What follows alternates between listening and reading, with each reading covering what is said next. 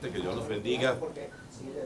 Voy a dar lectura entonces a la exhortación de esta asamblea número 106, la 106ª Asamblea Ordinaria de la Conferencia Episcopal Venezolana. Lleva por título El Señor ama al que busca la justicia. Texto del libro de los Proverbios, capítulo 15, versículo 9. 1.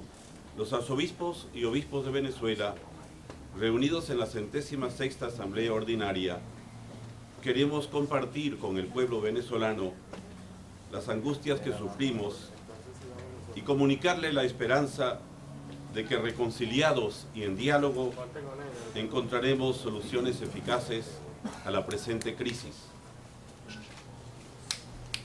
Primera parte del documento lleva por título Clima social. 2.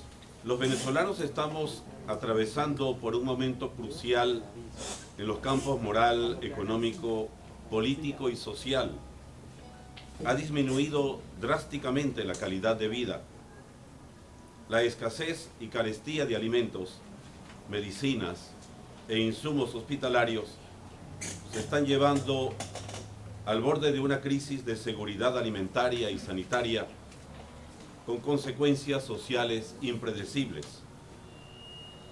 En la vida pública crecen la inseguridad, la impunidad y la represión militar. 3. El discurso belicista y agresivo de la dirigencia oficial hace cada día más difícil la vida. La prédica constante de odio, la criminalización y castigo a toda disidencia afectan a la familia y a las relaciones sociales. Frente a esta situación, el acrecentamiento del poder militar es una amenaza a la tranquilidad y a la paz. 4. El auge de la delincuencia y de la impunidad entorpecen el ordinario quehacer de la gente y provocan en ciudades o poblaciones grandes o pequeñas verdaderos toques de queda.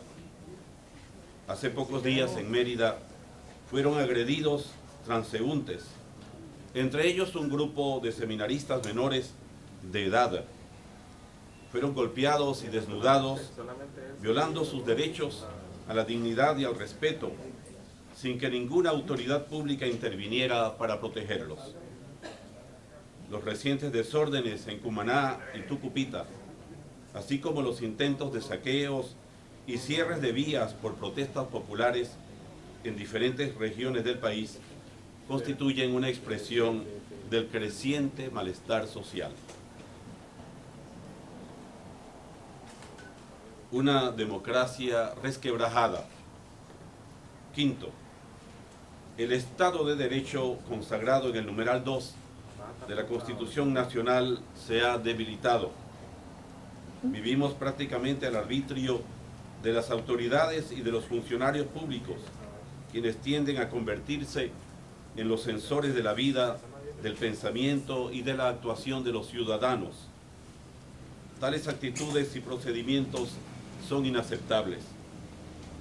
La identidad cultural del venezolano se reduce y hasta se pierde cuando se valora únicamente si está vinculada al proyecto político imperante. 6. La democracia en Venezuela está resquebrajada y el gobierno y los otros poderes que tienen la responsabilidad de oír y concertar con todos los sectores no están haciendo lo suficiente para reconstruirla. El diálogo sincero y constructivo, el ejercicio de la política en su concepción más noble como búsqueda del bien común, por más difíciles que parezcan, han de seguir siendo los caminos que debemos transitar. No se puede dialogar si no se reconoce en primer lugar la existencia y la igualdad del otro. Ignorarlo o descalificarlo como interlocutor cierra toda posibilidad de superar el conflicto. 7. La crisis moral es mayor que la crisis económica y política, porque afecta a toda la población en sus normas de comportamiento. La verdad cede su puesto a la mentira, la transparencia a la corrupción, el diálogo a la intolerancia y la convivencia a la anarquía. La corrupción se ha incrementado en los organismos del Estado y la descomposición moral ha invadido a muchas personas integrantes de instituciones privadas y públicas, civiles y militares, así como a amplios componentes de la sociedad. Un exponente de esta degradación moral es la reventa especulativa de productos, llamada popularmente bachaqueo. Octavo, desconocer la autoridad legítima de la Asamblea Nacional deslegitima a quienes así actúan, porque contradice la voluntad soberana expresada en el voto popular. La división, autonomía y colaboración entre los poderes es un principio democrático irrenunciable. Noveno, está la indefensión de los ciudadanos ante la delincuencia, que se están multiplicando los casos de pobladas enardecidas que toman la justicia por sus propias manos y proceden a inmorales y deplorables ejecuciones colectivas, linchamientos. La violencia en ninguna de sus formas es solución a los problemas. Como nos dijo San Juan Pablo II, abro comillas, la justicia social no puede ser conseguida por violencia. La violencia mata lo que intenta crear. Cierro las comillas. 10. La raíz de los problemas está en la implantación de un proyecto político totalitario, empobrecedor, rentista y centralizador que el gobierno se empeña en mantener. Propuestas urgentes. 11. El Consejo Nacional Electoral tiene la obligación de cuidar el proceso del referéndum revocatorio para que se realice este año. Es un camino democrático, un derecho político contemplado en la Constitución. Impedirlo o retrasarlo con múltiples trabas es una medida absurda, pues pone en peligro la estabilidad política y social del país, con fatales consecuencias para personas, instituciones y bienes. 12. Es de urgente prioridad que el Ejecutivo permita la entrada de medicamentos al país, dada su gran escasez. Para su recepción y distribución, la Iglesia ofrece los servicios e infraestructura de Cáritas y de otras instancias eclesiales abiertas a la cooperación de otras confesiones religiosas e instituciones privadas. Este servicio no es la solución definitiva, pero sí es una ayuda significativa. La caridad nos impulsa a comportarnos como samaritanos compasivos, dispuestos a curar a los heridos del camino. 13. Es una necesidad que se abra de manera permanente la frontera colombo-venezolana. El haber permitido su apertura el pasado domingo 10 de julio hizo posible que numerosos hermanos pudieran proveerse de alimentos, medicinas y otros insumos. El paso de miles de ciudadanos al vecino país es prueba evidente de la crisis. 14.